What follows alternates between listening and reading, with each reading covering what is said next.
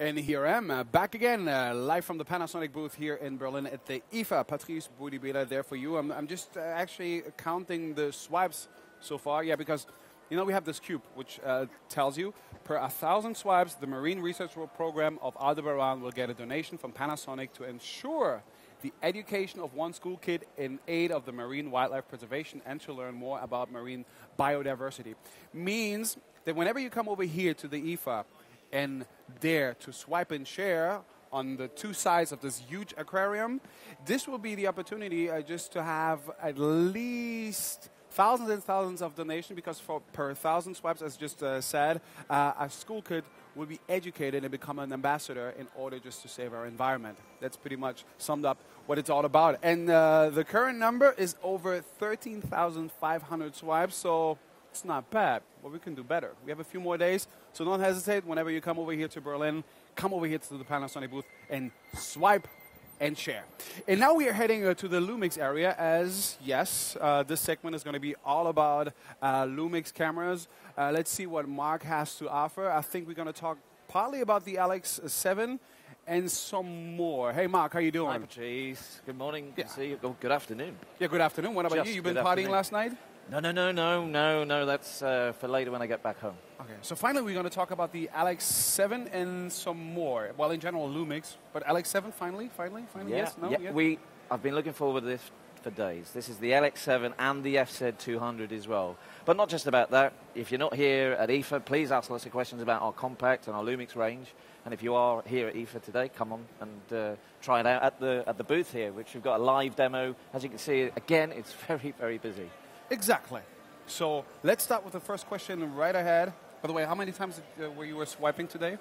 I think I did three times today. Okay. Yeah. I'm just counting. You know, just making sure that, you know, obviously everything's working. Absolutely. Maya would like to know which LUMIX. I want to bring in some Eastern European touch to it. The Very LUMIX. good. Very good. Which LUMIX is the best for macro photography? Best for, well, the LX7. Like, are we talking compact cameras or about the G series? Let's.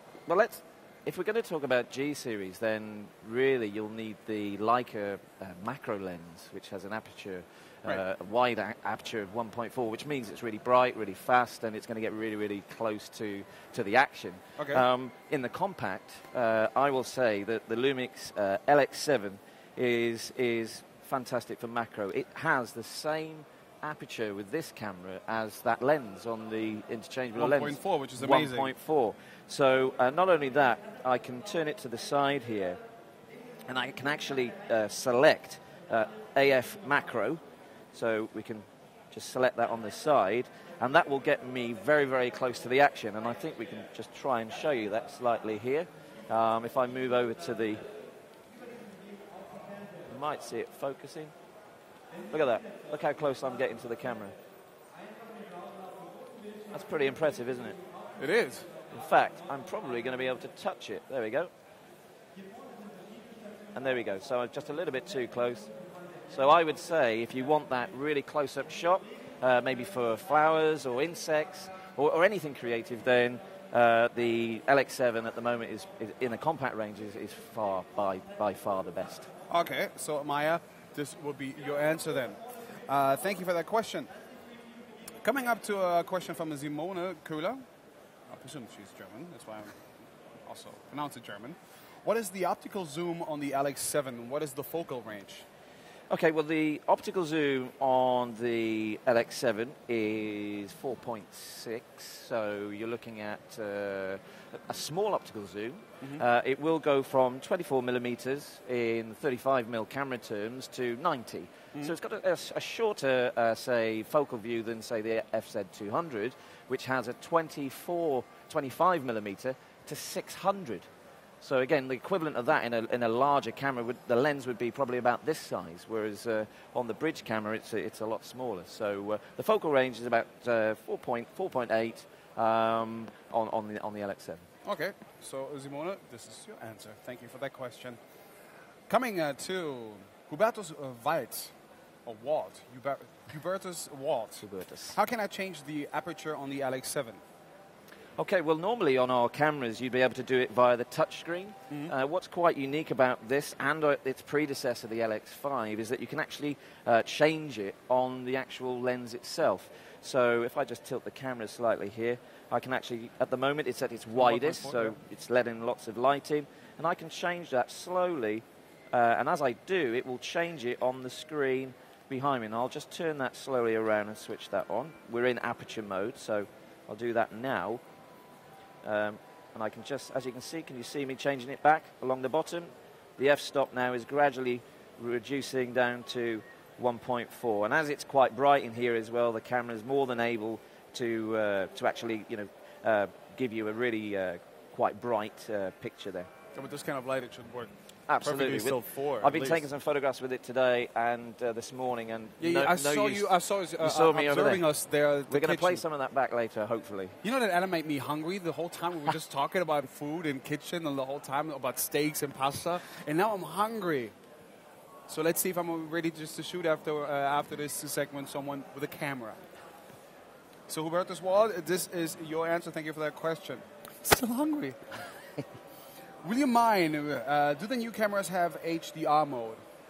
Okay, well, HDR mode is high dynamic range mode, so it's quite... Taking 3 pictures and then adding them together? Absolutely. Especially when there's a difficult contrast there on the picture? Yep, the processor, like a lot of cameras that have this, not just Panasonic, but it's taking 3 photographs, 1 underexposed, 1 overexposed, and 1 standard photograph.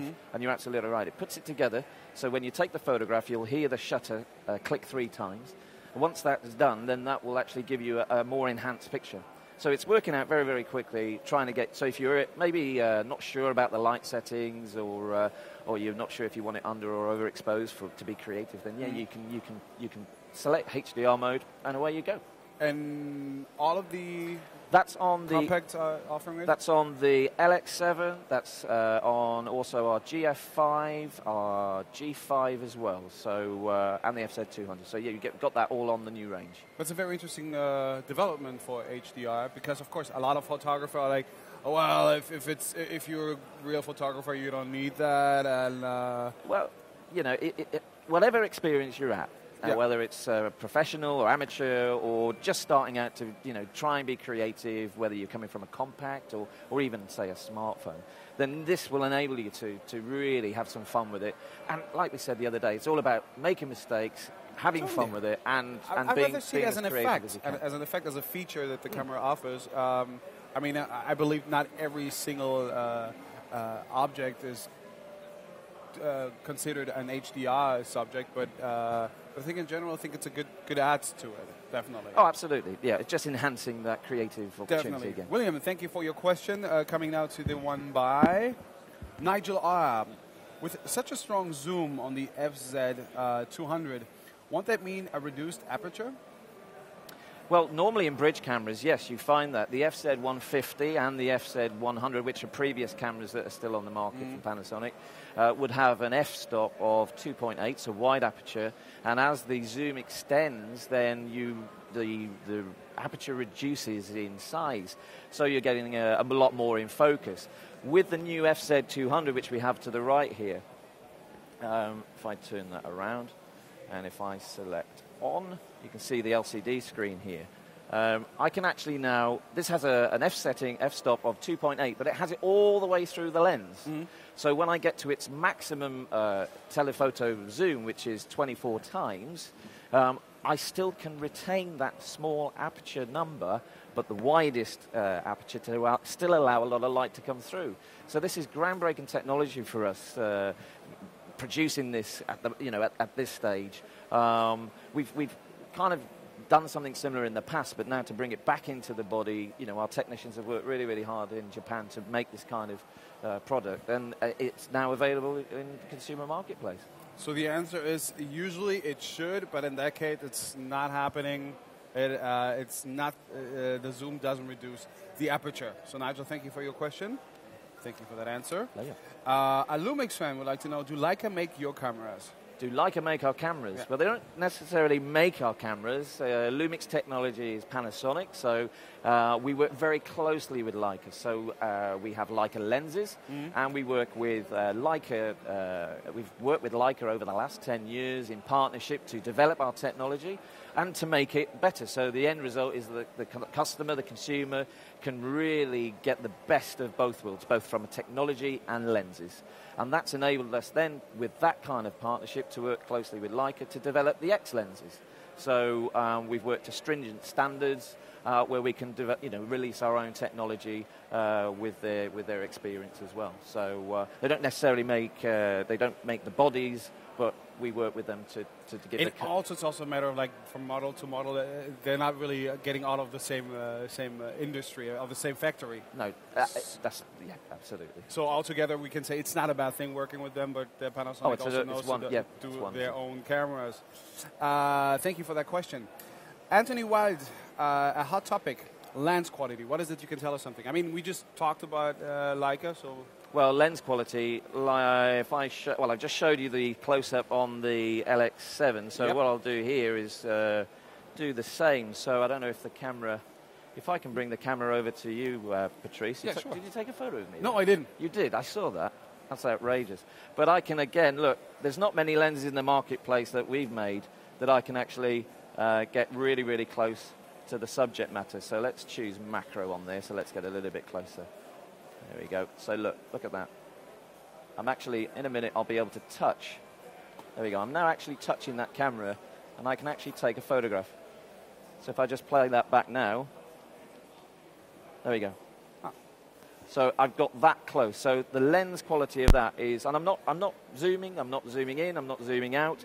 I also have something here. If I just move this over, I took earlier about lens quality. If I now press play on here, we just zoom out. So that photograph is of the LUMIX G sign behind you. Okay, that's at its widest angle of 25 millimeter. The next photograph is at its widest. Okay, so at the back there is an award poster of our LUMIX G series, and then if I just now select that, there we go. Look at that. That's pretty impressive. Very little grain, if any, actually, very bright, let a lot of light in, and I'm still able to focus. If I wanted to zoom in again on this now, let's go back. There we go. I can zoom in up to 16 times, so that's another 4 times. And I don't know if the camera can look over to the right there, but I can't actually read any of that writing from here except for the large writing. And actually on here, we can see that we won a hot product from Pocket Lint there, GH2 01 2011. So that's pretty impressive. So the answer to the question, the hot topic is lens quality with these cameras is quite remarkable. It does the job. That would be quite the answer considering the lens quality. So if you're on holiday and say, I don't know, you're out in the mountain range somewhere and you wanted to get that, that house that's sat on the mountain that looks quite picturesque, this is going to get you. This kind of camera actually makes me more afraid of my neighbors. Honestly. Oh, Patrice, you took a picture of you. Really? When? Naughty. Well, when you weren't. Okay. Anyway, thank you, Anthony, for this hot topic. Coming to a question from Aaron Wolf. Does the LX7 have GPS? GPS, no, not on the LX7. That's the point of GPS is that you can track where you are around the world for fun or for social networking or geomapping. I met an archaeologist at an event, a camera event a few years ago, and he specifically said, I wanted a camera for GPS for that line of work. Right. The LX7 doesn't have it. What camera does have it is the FT4, which is our underwater active camera, so that has GPS, and also which sits just under or alongside the LX7, the TZ30. So the TZ means travel zoom, 20 times optical zoom, but has GPS. And it has around 1 million landmark locations. So, it could probably pick up where we are exactly today in Berlin. Okay. Then thank you for that question, Aaron. This has been your answer. Coming to the next one by a guest. How many frames per second does the LX7 take in burst mode? I would say at least 3. Well, believe it or not, this actually takes in 11 frames a second standard, Okay, Like standard in highest resolution. Highest resolution. Which is 10.1 megapixels. 7. 11. 11. We're 11. talking about a little compact camera. Yeah, 11. And in auto tracking, it takes, it's 12, and then in auto tracking, it's 11, and then auto tracking, it's 12. So it's actually more in. So that's quite remarkable. 10.1 megapixels. So when you're taking those shots of, say, a Formula One car or let's say a Formula One car coming around the chicane, and you want that car right in the center of your screen, you're going to, with a bright lens, fast lens, you're highly likely going to capture a really good shot.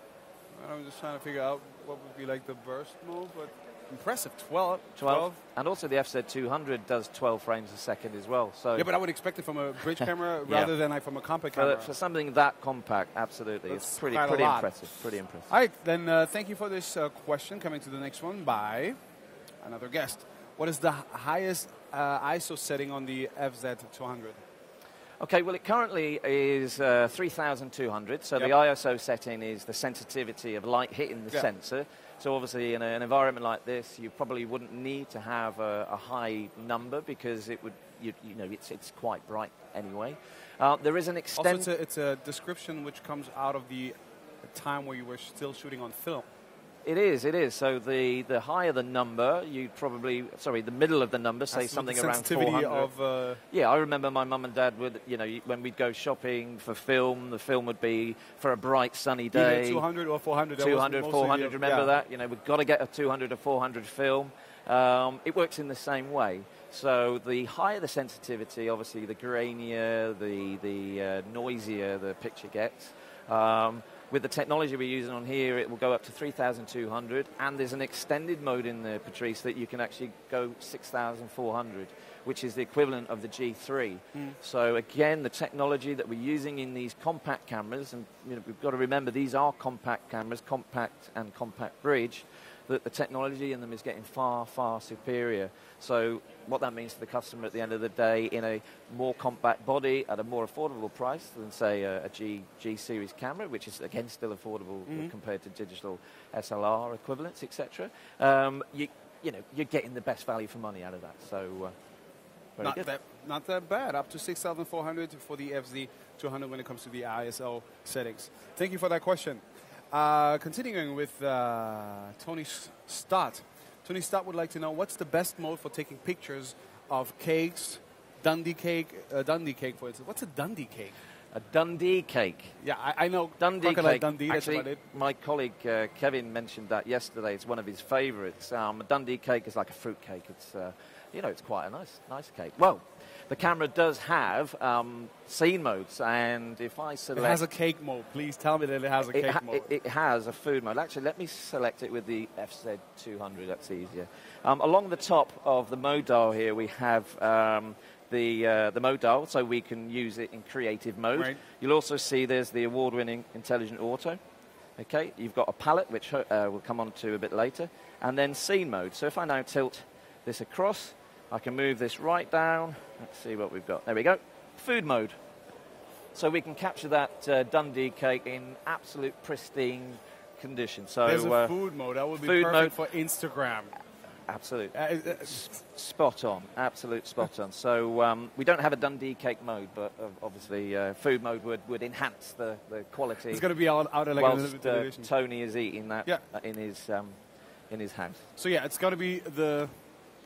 kind of makes sense. It's the food mode that serves you best when it comes to taking pictures of cakes, including Dundee cakes. So thank you, Tony, for this question. This was your answer.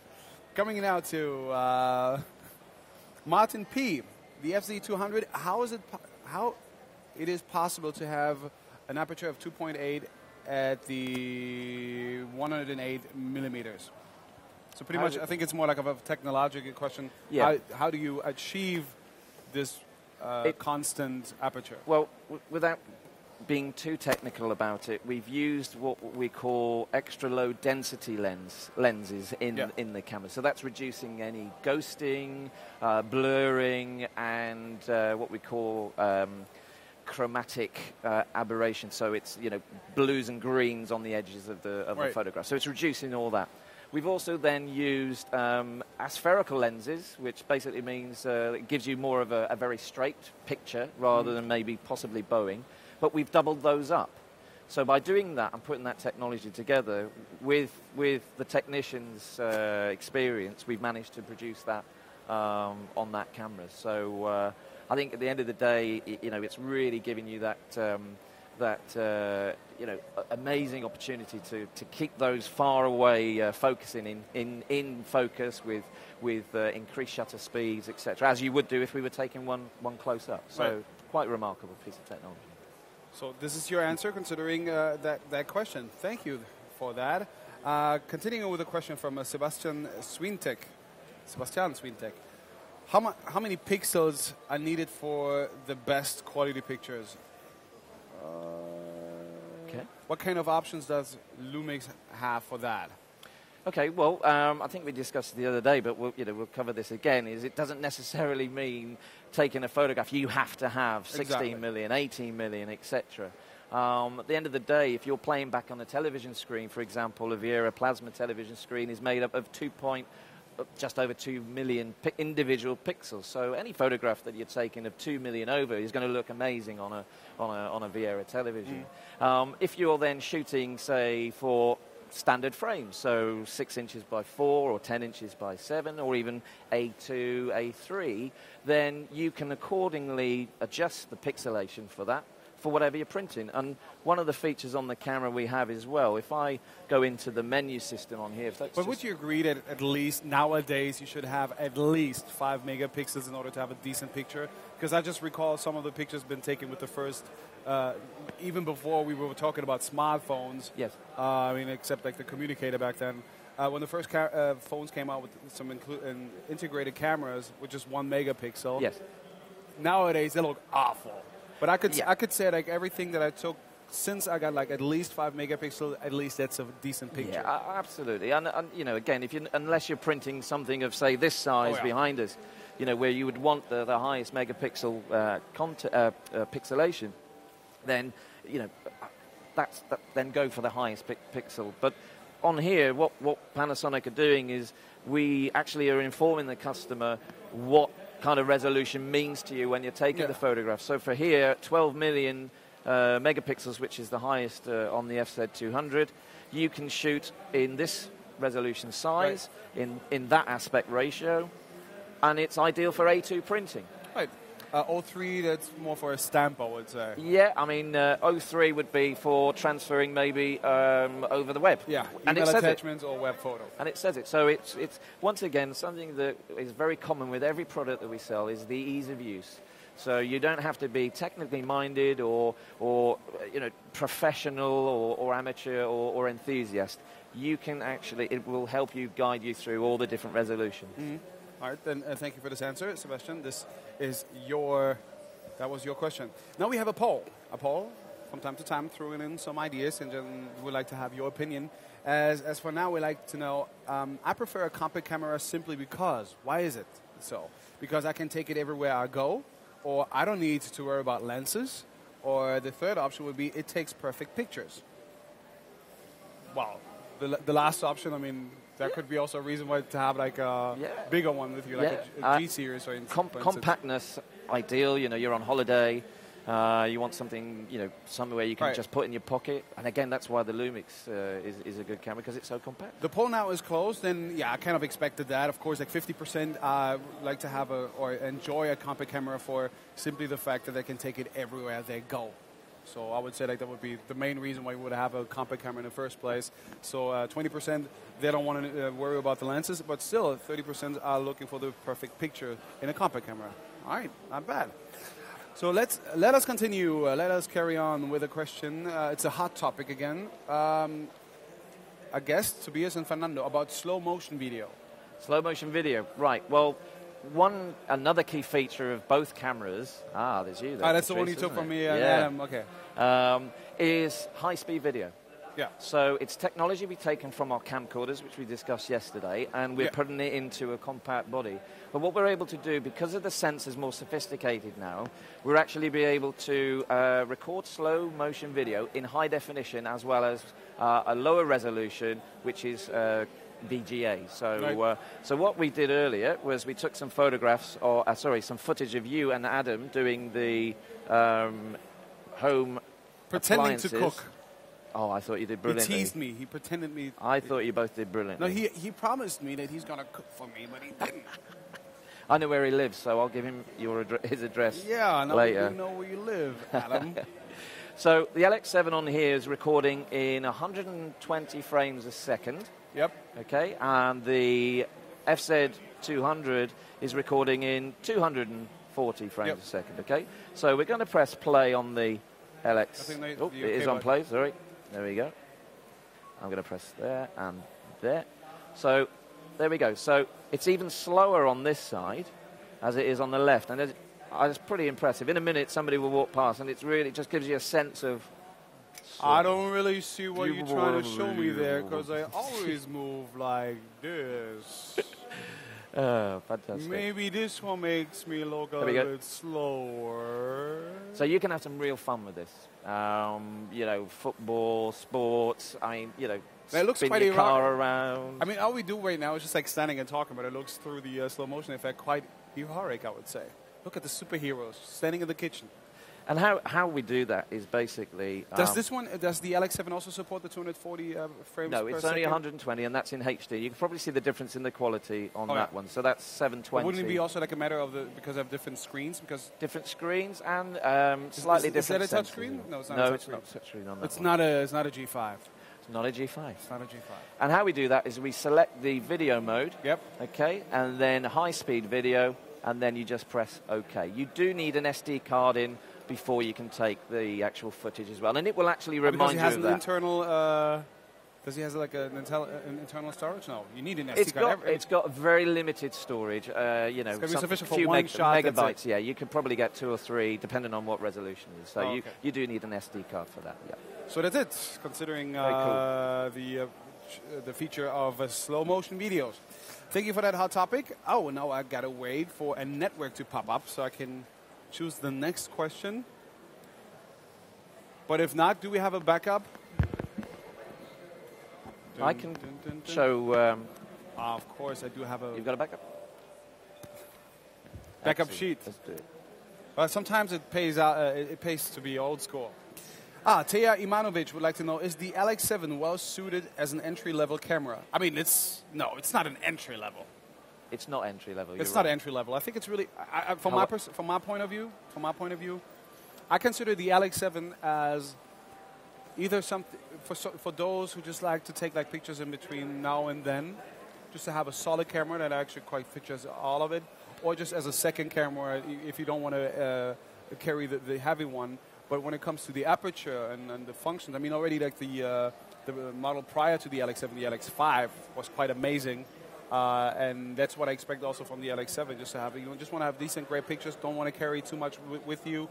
This would be like the perfect camera. Well, that's the way I see it. If I was, if I had an opportunity to purchase that, or I was giving it as a present, as an entry level, my first camera, I'd be very, very happy, because it just isn't an entry level camera. We have cameras for those kind of needs, point, click, and shoot. This camera will sit just behind our LUMIX interchangeable lens cameras, our digital mirrorless cameras, DSLR-Ms, and just above the TZ30. So currently it is our kind of best-ish compact camera. And you're trying to take that off. It also features like full HD. And as you can see, I mean, there's like the cap. It's still big. I mean, you're going to see like in my pants, you will see them also like included. Any pockets where I don't have anything fit in there? We've got security over there as well. They're watching you. Okay. I mean, I wouldn't be able to do that with the G3 or G5 or anything like that. And just to have it like in your back or anything like that, this is like really a beautiful camera. It is. All I can say about that. And the feel of it, the metallic, the high-grade material that we've used for it as well.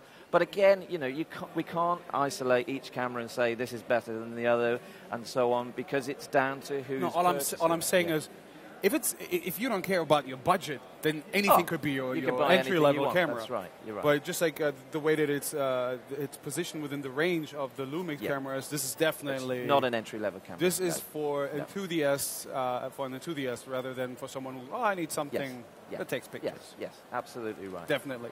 So thank you for that question, Thea. I hope I could help you. Hope so. With the help of my expert when it comes to this. So let's continue with a question coming from Ahmed Akin. I really miss viewfinders on cameras. I've heard the LX7 comes with an optional one.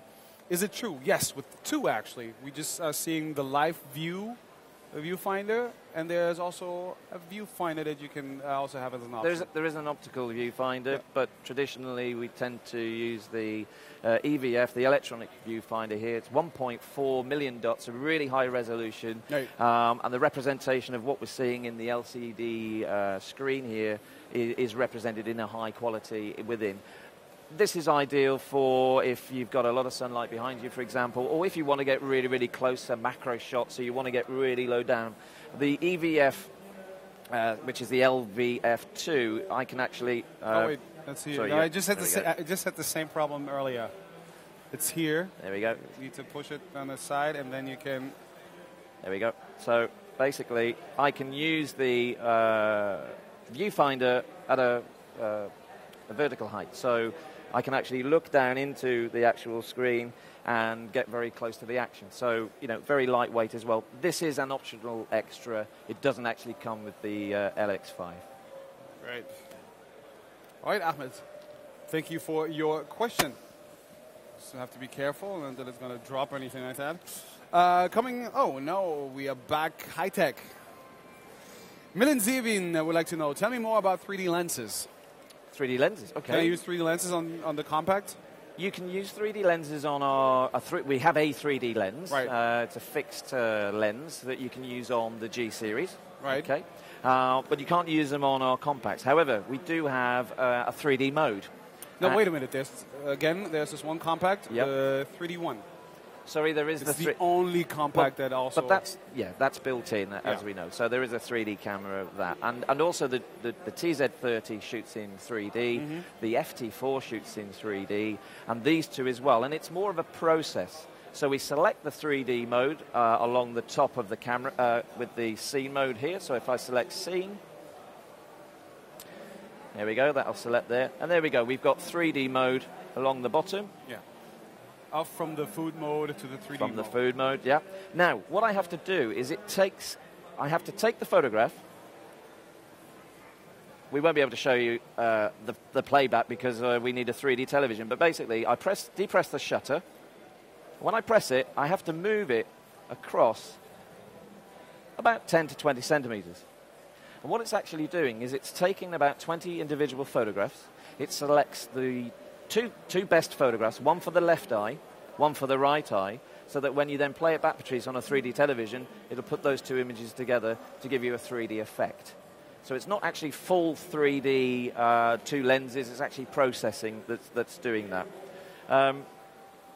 Regarding 3D shooting, I think Dean from Getty Images kind of highlighted this yesterday. We need to explain that yesterday we had a professional photographer amongst us, Dean, who had to go back to London to cover the Paralympics. Shooting at the Paralympics today. Right. He recommended that when you do take 3D shots is that you have three things in mind, and that's the foreground, middle ground and background, to give you a sense of depth. So it is all about, yes, it does 3D, but think differently when you're shooting in 3D. Otherwise, it could look quite flat. So if you do have a camera that does shoot in 3D, something like the FZ200 or the LX7, then just use unusual angles, get family and friends in different positions, and have some fun with it. There you go. So Milan, this is your answer. Continuing with a question from it's a hot topic. Maya Bülent and Bülent Buyuk Bayrak. The zoom capability. The zoom capabilities. Okay, well, again, we showed earlier the photograph, so let's just take it out of 3D mode. Let's put it in intelligent auto, and let's see it. So this is at its widest angle at 25 millimeters, so it's very wide here. I'm just going to use the the zoom button here, and I'm going to zoom in to say touch and try at the back of the screen there. There we go. So I'm not touching anything. Did you see it focus? It does. There we go. So that's actually focusing, and that's up to 24 times. Now, I can go a little bit closer. That's 45 times, 48 times. So 48 times intelligent. Now I'm going to try and take the... There we go. Let's play that back. So that's 48 times intelligent. So we've gone further than the optical side of the camera now, Patrice, and now we're using the sensor and the processor to actually extend a little bit further. I don't know if you've used photo editing software with really, photos. because I'm not really so savvy when it comes to those programs. It's really difficult. It can be difficult, but if you are familiar with photo editing software, what that tends to do, or you can influence, is the resolution. So you can sharpen up the edges, you can make the contrast brighter or darker. What effectively, this doesn't come with photo, editing software inside. The process is working in the same way. So it's actually doing it for you. So it's trying to work out the resolution. It's trying to obviously keep the camera steady as well, because that is zoomed right out and I'm breathing. And it gives you a sharp, as sharp as it can get before the pixels start to break up. Right. So that's pretty good, 48 times. So much for the zoom capability, specifically when it comes to the FZ200. So thank you for that hot topic. We continue with... a question, can the new cameras shoot in panorama? I think I saw this mode. You can, yeah. We'll again use the FZ200. So we'll go into the menu system. All right, let's take select scene mode again. While we're doing that, there's other scene modes. So there's like... this must be panorama. Yeah, mountain, etc. Now, panorama's this one up here. So we'll go... There we go. We've got baby mode as well. Night Actually, scenery. got two baby modes. Two baby modes. So one Cute is babies and ugly babies, or what is it? Well, it's no, there are no. I mean, fast or slow there's babies. no such thing as ugly babies. I'm saying no. Let's say less fortunate babies. I can't comment on that. There we go. So what we're basically doing is, and again, ease of use. It's telling us how to actually take the photograph. Yeah. Well, not telling us, but giving us advice how to do that. So let's press start, and what I need to do is take a photograph, and what I have to do is move it across. So it's taken a series of photographs. Some cameras in the past that we've made, we've had to... Are you shaking? You're excited, huh? Thank you. There we go. So if I now play that back, what it's actually done, it's stitched all those photographs together for you, and it's actually put them all in one. So you don't have to do any editing afterwards or try and match it up together. We've done that in the past. The new technology now puts it all together in one. And let me guess, it was the iOS who's been working while you were... That was, yeah, and of course I was stretching. Yeah, because you were shaking a bit, and it's still, yeah, it's still, an even shot. Yeah. And I had no beers last night. Did a great job. All right, then, thank you for that question. We're going to continue with the next one from Christian de Rosario. Does the LX7 continually autofocus in movie mode? Oh, that's a good one. Not every camera does that. No, it doesn't, and it will. You can actually do it manually as well, so you can use the new neutral density button, and it says stroke focus, so you can actually focus manually. But yes, it will focus within video mode, and that says a lot about the sensor and the technology that we've made. So in still mode, it has AFS, which is singular, photography, AFC, continuous, photography, so if something's moving, it will continue to focus. AFF, which basically means autofocus flexible, so if you are taking a photograph of a subject and it moves out and then moves back in again, it will continue to focus on that area. And then you've got manual focus, so you can do that in video as well. So yes would be the answer, Christian. Thank you for that question. And coming out to the final one by Womberf, the final one for the segment. Of course, we will have another one at 1300. Womberf would like to know, has the FZ200 the same good quality of photo at ISO 6400, like, for example, ISO 100 or 200? I mean, it's not supposed to be that way. I mean, is it going to be the same picture quality? Well, no. I mean, 100 and 200, again, depending on the conditions you're shooting in, can be really crisp and clear. Again, 6,400 could be crisp and clear as well, depending on, you know. And then again, when it's too dark. But when it's too dark. With 100 and 200, you won't see a thing. No, I mean, if we were taking a photograph in that dark corner over there, I mean, to the naked eye, it's quite grainy and contrast is low anyway, so it's highly likely that you'll pick up some grain, you know, at its highest output. So if you were doing that, you may then want to use some additional lighting that you know, flashes or you know, actual standing lights. But to be honest, in general, 3,200, 6,400 will, you know, it's going to give you a really good shot, depending on the conditions, and you can use it in your own favour if you wanted to make that picture actually grainy as well. So you can do it the opposite way. Okay, but you will see a difference. You will see a difference, yes. You will see definitely a difference on any other cameras. Thank you for that question. That's about it. We will see each other again at 1 o'clock for when it comes to Viera. You know what we could do? We could take that 3D shot from you and maybe give it a try. Let's do that. It depends if we will have some 3D glasses on us. Yeah. Other than that, thanks to Mark for that expertise. Do we have another segment today? We have my last segment later on today at 3 o'clock, wireless connectivity.